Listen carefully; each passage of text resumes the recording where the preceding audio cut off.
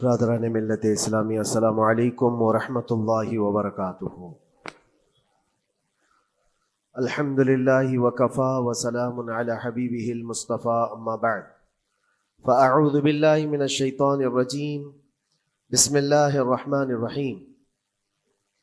ان عدۃ الشہور عند اللہ 12 شہرا فی کتاب اللہ یوم خلق السماوات والارض منها 4 حرم الى آخر هذه الآیہ۔ صدق اللہ مولانا العظیم۔ بارگاہ رسالت معاب صلی اللہ علیہ وسلم میں درود پاک کا ہدیہ پیش کریں۔ اللہم صل علی سیدنا و مولانا محمد معدن الجود والکرم وآلہ واصحابہ الکرام وابنہ الکریم وبارک وسلم صلاة دائمة سرمدا ابدا۔ اللہ عز و جل اپنے کلام مقدس میں فرماتا ہے، بے شک اللہ کے نزدیک گنے ہوئے شمار کیے ہوئے جو مہینے ہیں وہ 12 ہیں، اور ان 12 مہینوں میں سے 4 حرمت والے مہینے ہیں، عزت والے مہینے ہیں، عظمت والے مہینے ہیں۔ وہ 4 مہینے کون سے ہیں؟ مسلسل ترتیب کے ساتھ ذوالقعدہ، ذی الحجہ اور محرم، اور 4تھا مہینہ رجب المرجب جس میں ہم اور آپ زندگی گزار رہے ہیں۔ اس کو رجب الاسم اور رجب العصب بھی کہا گیا ہے۔ یہ جو 4 مہینے ہیں اس میں جنگ و جدال، قتل و قتال سب حرام ہو جاتی۔ اس دور میں جو جنگیں ہوتی تھی، کفار و مشرکین بھی اپنی تلواریں روک لیا کرتے تھے۔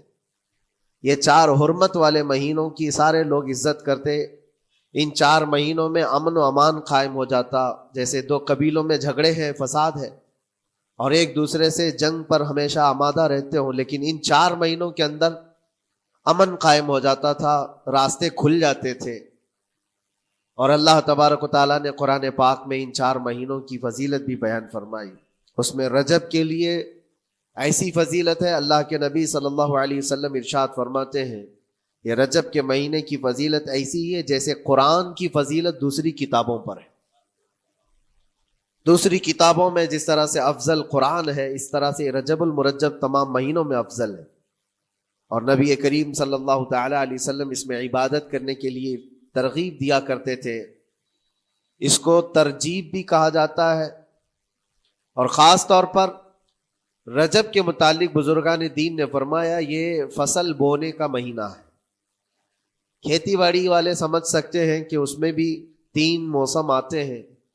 پہلے بیج کی بوائی کا وقت آتا ہے، پھر اس کی سچائی کا وقت آتا ہے، پھر کٹائی کا وقت آتا ہے۔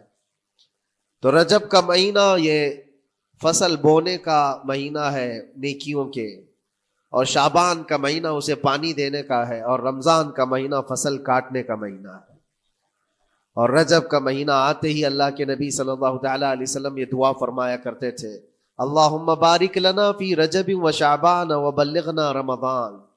سب کو یہ دعا بھی کرنی چاہیے۔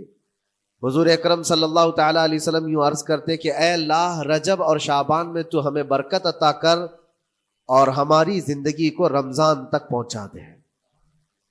اب رجب آپ نے دیکھ لیا ہے تو اب کثرت سے یہ دعا کرو کہ مولا اس زندگی کا رمضان ہم سے جانے نہ پائے، رمضان تک ہماری سانسوں کو پہنچا دے۔ یہ دعا کثرت سے ہر نماز کے بعد بھی ہونی چاہیے۔ رجب آتے ہی میرے عزیزوں یہ عبادتوں کا موسم شروع ہو چکا ہے، اور سب جانتے ہیں رجب کے بعد پھر ہمارے ہاں مسلسل ایسی شب بیداریاں اور عبادت کے موسم نظر آنے لگتے ہیں۔ پھر شعبان بھی، اس میں رجب میں بڑی رات آتی ہے، شب معراج، اور اس کے بعد شعبان میں شب برات، پھر اسی طرح رمضان کا موسم بن جاتا ہے۔ تو اب یہ موسم بنانے کا وقت آ چکا ہے۔ تو سب سے پہلی چیز یہ ہے کہ میرے عزیزوں، فصل کے بونے کے لیے کن چیزوں کی ضرورت ہوتی ہے، اس چیز کا خیال رکھیے۔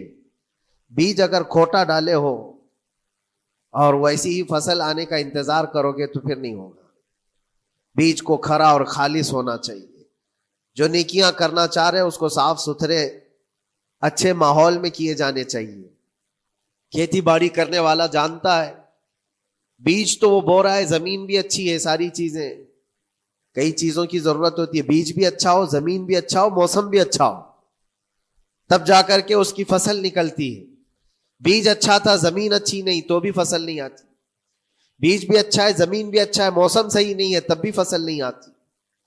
ابھی آپ کے پاس 3 چیزوں کا ہونا ضروری ہے: بیج اور زمین اور موسم. بیج جو ہے یہ نیکیاں ہیں، اور زمین تمہارا دل ہے، اس کا اتنا ہی پاک ہونا ضروری ہے. اور موسم یہ رجب کا ہے، اس میں تو کوئی شک نہیں ہے کہ عبادتوں کا موسم ہے، فصل کی اچھے لانے کا موسم ہے. لیکن سب سے پہلی چیز اب ہمیں ضرورت ہوتی ہے کہ ہم کیا بیج بو رہے ہیں. شیخ سعدی رحمت اللہ تعالی علیہ فرمایا کرتے کہ زمین میں ادرک بو کر کے گنا آنے کی امید تو نہیں کر سکتے. جو بویا ہے وہی اسی کی فصل آئے گی.